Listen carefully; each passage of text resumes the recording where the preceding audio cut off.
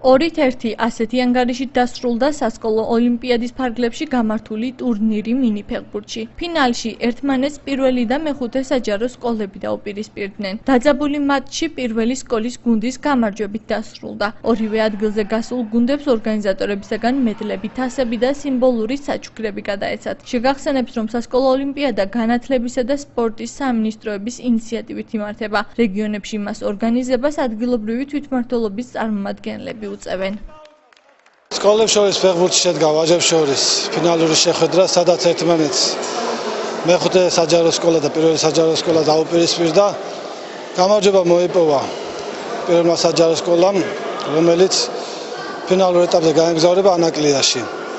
ასევე პირველ ადგილზე გასულს და მეორე ადგილზე გასულს ქალაქის მერიამ გადასცა საჩუქრები, ასევე მედლები და ფასიანი საჩუქრები. ძალიან კარგი მატჩი გამოვიდა პირველ რიგში, მინდა ეს თქვა.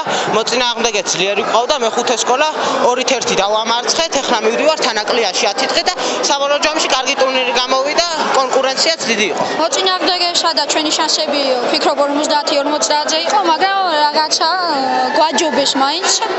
რავი, კაი თამაში იყო და მე მომხრე რომ ისევ კიდე ჩატარეთ ასეთი ტურნირები.